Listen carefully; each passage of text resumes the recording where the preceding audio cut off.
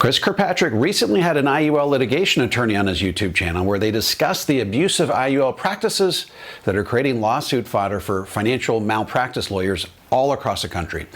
If you've been following my channel for any amount of time, you know that I am an advocate for IUL as part of a balanced, comprehensive approach to tax-free retirement. That notwithstanding, I found myself agreeing with a ton of what both Chris and the attorney had to say. Let's listen to some of the highlights, and then I'll follow up afterwards with my comments. Roll the tape. It's not that IULs are intrinsically bad. It's that they're just misrepresented, right? They're missold as these kind of one-size-fits-all financial solution for tax-free income and retirement and alternative to a 401k or like a rich man Roth or, whatever, however they're positioned, there's all these different ways. Okay, I think Chris hits on an important point here. IULs are not intrinsically bad. It's the manner in which they're positioned and sold by a broad swath of life insurance agents that's so egregiously lawsuit worthy. This has long been my position on IUL. It's really important that we not conflate scammy insurance products with scammy advisors. Chris rightly points out the distinction between the two. Let's keep going. Like I play in the world where I love cash value life insurance. I love whole life insurance when it's used properly, when it's used as a savings alternative.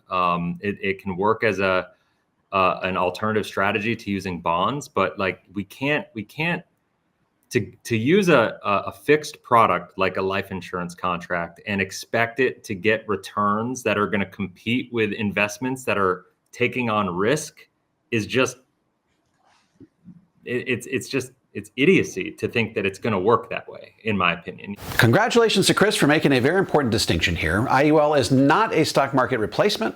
If anything, it's a bond replacement. Reach into your portfolio, remove the bonds, and replace them with indexed universal life, and you'll increase your return, lower your risk, lower the standard deviation of your entire portfolio, and experience a better outcome over time. If the agent selling you an IUL is positioning it as an alternative to your 401k or IRA, or is telling you that you can achieve stock market-like returns over time, then you should run, not walk the other way. I've been on the soapbox for years, and I'm glad to see Chris continue to call out advisors creating exalted rate of return expectations for these types of products. It's not meant to be a sexy, like you're going to get great returns conversation. It's meant to be a financial foundational conversation to protect your life, to backstop your wealth, to help kind of complete the plan if something bad happens to you with life insurance. And also it can be there as an emergency fund and to be there if you need it in case of emergency. But you're never going to rely on a whole life contract for tax-free income and retirement to be like the one-size-fits-all product. Anybody that's telling you you can, run as far as you can and as fast as you can away from them, right? Like it doesn't work that way. It's got to be part of a bigger plan. And that's the problem with these IULs is they're like, you could just put all your money into this one contract. Okay, so I'm not a huge fan of using IUL as an emergency fund, and I don't agree with everything Chris says in this clip, but there is one point he gets absolutely right.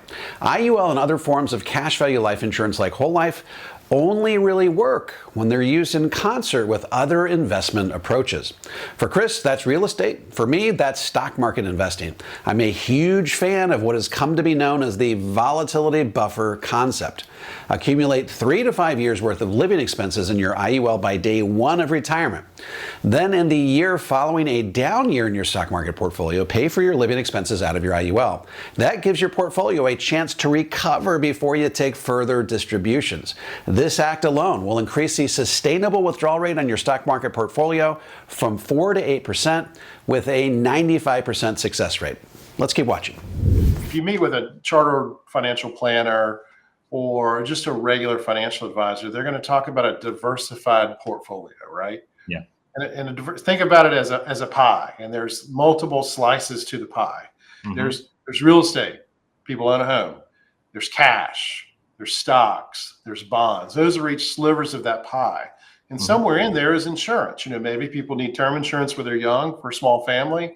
As they make more money, they do want to buy a whole life. Whole life is boring, but you get what you pay for. You know exactly how much it costs. You know exactly how much it's going to cost. You know exactly the way it's going to work. The problem is, and the biggest red flag we talk about is when an advisor or an insurance agent pretending to be an advisor says the whole pie should be an index universal life product.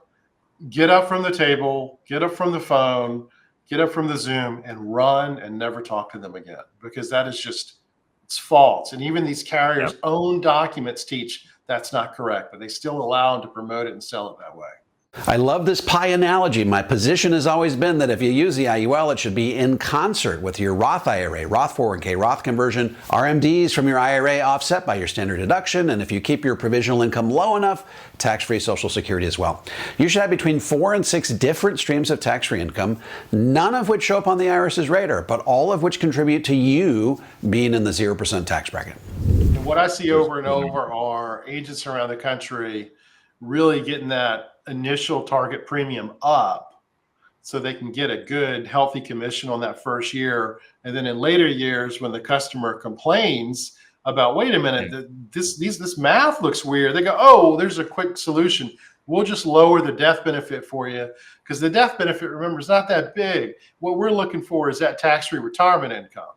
And of course, that's a trick to get as much money in that first year as you can to get your commission, and then make the customer think you're looking out for their best interest later on. Absolutely. We see this all the time. The only way the IUL works is if you buy as little insurance as the IRS requires of you and you stuff as much money into it as the IRS allows. This practice of let's start you out with a higher death benefit at the outset so you can contribute more down the road is just plain dishonest. We know that the agent is not going to go back to the client years down the road and get them to increase their premium and overfund the policy, particularly when there's no commission to be gained by doing so. Always maximum fund your IUL from day one. If you're not planning on maximum funding your IUL, don't do an IUL. They're basically taking what they would give typically for like utilizing a traditional universal life policy. All an index universal life policy is a traditional universal life policy, but instead of crediting you, and I'm going to simplify this, but instead of crediting you the fixed crediting that they would credit you in a traditional, they're simply taking that fixed crediting strategy and they're creating an options budget with it, and they're going to go buy call options in the S&P 500 in this instance, right? And so that's all they're doing. So if the call option comes in, then there's a cost based on, all right, what's our options budget, and then there's going to be what are the actual costs of the options, and they price out what can this cap. They say typically around 10% right here, but what can the price of that cap actually be based on what our variables are, what that we have to put into buying these call options, i.e. what are the price of the options and what is our budget to actually go buy them. And so like all these variables, that's why I always tell people the S&P 500 here, that has almost nothing to do long-term. The performance at S&P 500 has almost nothing to do long-term with what your policy is going to perform like, even though every agent in the world that sells IUL would like you to believe that it does. The thing that matters is what's the options budget and what are the options cost, because that's going to set the cap rate on here, and that's going to ultimately be the thing that impacts your long-term performance. Chris is right here. Great technical explanation of how the IUL works in relation to the stock market. There isn't a straight line correlation between the S&P 500 returns and what you're likely to get in your IUL. The IUL has historical returns of between 6 and 8% over time. That's 5 to 7% net of fees. And while the IUL does provide safe and productive growth, you aren't going to approach what you could get were you to earmark those same dollars to an S&P 500 index fund. That's why IUL can be much more accurately described as a bond alternative, not a stock market replacement. That's what bothers me about these agents around the country who are telling retirees and soon to be retirees this is some sort of secret or better retirement plan. And they're convincing them to take their money out of their 401ks and IRAs that they've worked their whole lives to build up, because they scare them with retirement, these required minimum distributions. And you hear some version of, oh, you've got a partner in your pocket and it's Uncle Sam. Well, yeah, I mean, that's true. You are going to have to pay taxes, but there are tax strategies for that. And I tell you, even paying taxes on a well-diversified 401k, you're going to do better than taking all that money out and paying taxes on it and then putting it into some terribly designed IUL policy. Yeah, I mean, especially if you're taking all the distribution in 1 year and you're going to have to pay at the highest rate possible, and you don't have, I mean, First of all, never do anything like that without talking to a tax specialist. Okay, so what they're hinting at here is a despicable sales practice wherein an advisor convinces you the taxes in the future are likely to be dramatically higher than they are today, something Chris and I both agree on, by the way, and then convince you that the best way to shield yourself against those higher tax rates is to completely liquidate your IRA or 401k over a 3-year period and plow it all into an IUL. Then when the tax comes due on those liquidations, take a loan from your IUL to help pay the tax. This is a despicable sales practice, and I decry it at every opportunity that I get. Don't take huge loans out of your IUL in the first 3 years when you have low cash value and massive surrender charges that will compromise the integrity of the program. If you're doing this type of planning, don't be surprised if you show up on this attorney's radar. The best way to shield your IRA or 401k from the impact of higher taxes is to simply do a Roth conversion. That's it. End of story. But I've got a case right now where an IUL was sold to a 76-year-old person. Oh my God! Well, that person doesn't have an opportunity to. It was sold to them for cash value for strategic retirement planning, and they were going to start taking policy loans out. Am I allowed to name names like on this video with you? Like, I don't know what the rules are or not. Look, I name names when I file public lawsuits because lawsuits are public. So. All right. So I'll just say this. I got an email from a Doug Andrew client, and they sent me an illustration. I'll actually share the illustrations with you. I will tell you, I know Doug well because I have sued Doug and Live Abundant and his children and his agents in over 100 cases in Utah. In over 100 I've taken Doug's deposition. But wait a minute. All the IUL agents I ever talked to say that Doug is the most upstanding individual who is the best educated, and he's the #1 IUL trainer in the industry. How's that? Well, he is a fantastic salesman. I've watched way more videos of Doug Andrew than I want to. But what's interesting about Doug is not licensed. He doesn't hold a securities license. He doesn't hold an insurance license.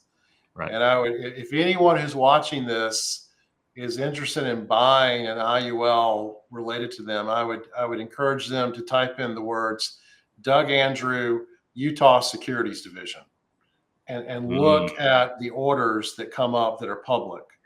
And if you found yourself upside down in an IUL sold by Live Abundant or Laser Financial or any of those, go to the investorlawcenter.com and hit our contact form, and we'll be happy to talk to you.